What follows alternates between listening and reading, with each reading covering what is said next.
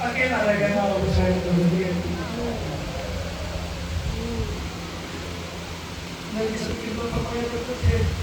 پروان کے بیچ میں پہلے کی خاموشی کا ڈر کبھی اس سے پوچھنا جس کا بھرے شہر میں گھر کوئی نہیں ہوتا میرا نہیں جتنے ہاتھ میں موبائل ہے میں تمہیں ایک موقع دے رہا ہوں میرے بھائیوں ان موبائلوں کو بھی جگہوں میں ڈالو مان لو قبولیت کا وقت ہے اپنے دامنوں کو پھیلاؤ اور فقیر ہو جاؤ ہمارے محمد کے سامنے اپنے موبائل میرے بھائی کو رکھ دو یہ عبادت کی جگہ ہے یہاں اس تفریحی آنے کی ضرورت نہیں ہے اپنے موبائلوں کو بند کر کے رکھو اپنے دامن پھیلاؤ اور فقیر بن کے رکھو کی بارگاہ میں آنسو آ جائے تو سمجھ لیں کہ انہوں نے تمہیں بھیج دیا اور ان سے نہ بھیجا ہے تمہاری کیوں کوئی کر سکتی جو اکیلا رہ گیا حسین کے زمین بڑے کو تو ہر دروازہ فوج حسین کے زمین کو ڈھونڈ رہی ہر دروازہ خوف سے بند ہے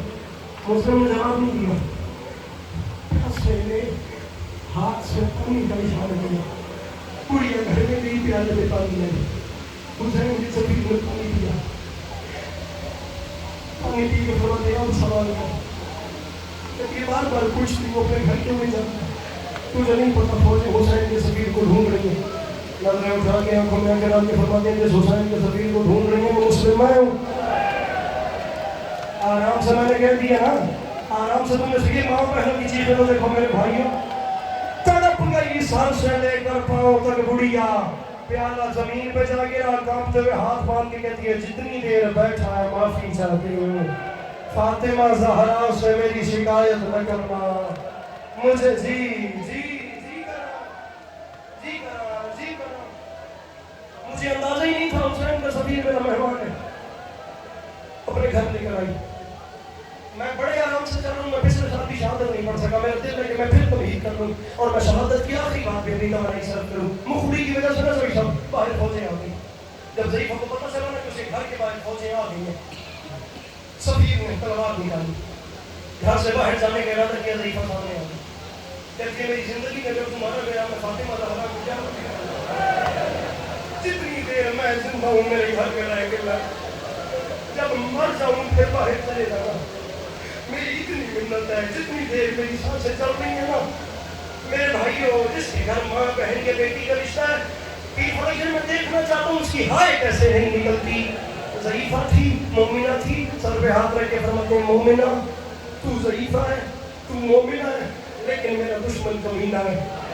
اگر میرے جیتے جی یہ لشکر تیرے گھر میں آ گیا میں مرنے سے پہلے مر جاؤں گا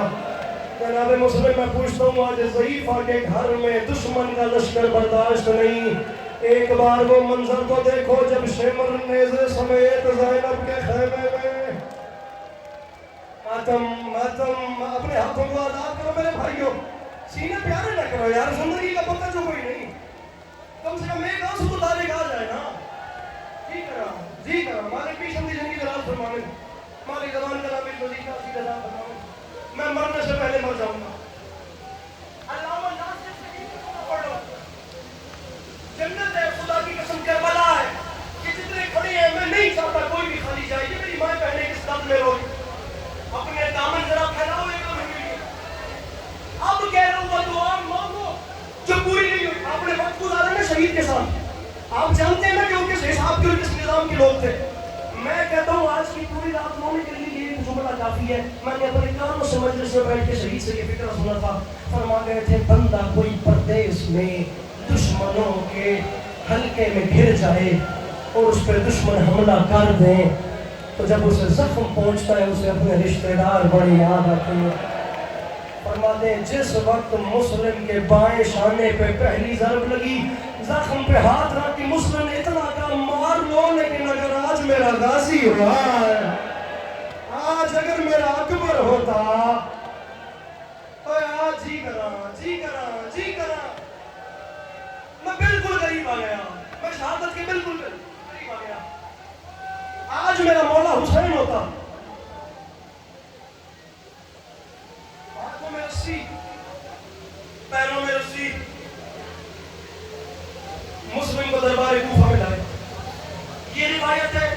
سلمان ابراہیم کی کروانی ہے. اس کے بعد ایک روایت ہے زیادہ سے زیادہ ممبر پہ 2 منٹ ہو. بابا جی شہادت تو پھر شہادت ہوتی ہی ہے نا, اس پہ تو پھر کم از کم قیامت ہوتی ہی ہے, لیکن یہ روایت میرے دل کے سب سے زیادہ قریب ہے. میں مسیب جاؤں, میں مسجد کوفہ میں جاؤں, جتنی دیر شہزادوں کی قبروں کے پاس یا جناب مسلم کی مزار کے پاس بیٹھ کے گزرتی ہے, میں یہ ایک روایت یاد کر کے نا میں روتا بھی رہتا ہوں اور اپنی عبادت بھی کرتا رہتا ہوں. مسلم دربار کوفہ کے دروازے سے گزرا. دروازے پہ ایک دربان تھا جو نیزہ لیے کھڑا تھا. ربانی صاحب اس کے دل میں بابا جی تھوڑی سی محبت ہے ہدایت تھی. اس نے مسلم کو چل کے دربار کے اندر جاتے دیکھا. میں شیعہ تو نہیں مانتا جس کی ہائے نہ نکلے, باقی جو بھی ہے میرے مولا کا مہمان ہے.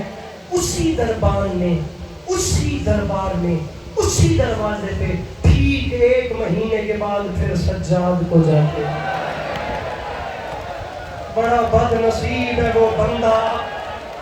جس کا آپ بھی ہاتھ سینے پہ نہیں. سب میں ماتم یار جو کر سکتا ہے, امیر بن کے نہ بیٹھی میں ممبر چھوڑنے والوں. مسلم کو یہ بزرگوں کے ہاتھ پکڑنا مولا کا واسطہ. یہ سفید علی والے میرے بزرگوں کے ہاتھ پکڑیے گا.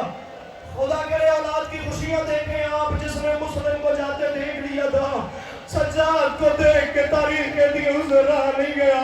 اس نے نیزہ زمین پہ پھینکا, دوڑتا دوڑتا سجاد کے قریب آیا, قدموں میں ہاتھ رکھے, ہاتھ مار کے کہتا سجاد تو امام ہے. مسلم امام سر چاوی میرا بھیا, سجاد تو امام ہے. مسلم امام نہیں تھا, تو امام ہو کر ایسے گزر رہا ہے. میں نے مسلم کو جانتے کس رنگ میں دیکھا تھا جب وہ دروازے میں داخل ہوا اور کمر اس کی اکڑی ہوئی تھی, سینہ تنا ہوا تھا,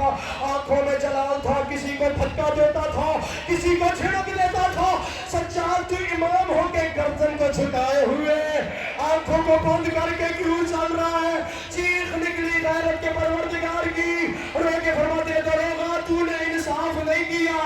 اور چچا مسلم اکیلا آیا تھا, میرے ساتھ زینب آئی ہوئی ہے, اور میرے ساتھ سکینہ آئی ہوئی ہے, اور میرا چچا مسلم اکیلا آیا تھا, اور میرے ساتھ علی کی بیٹی بغیر چادر کے بال کھلے ہوئے موڑ موڑ پہ کہہ رہی ہے میں اکبر کی ماں,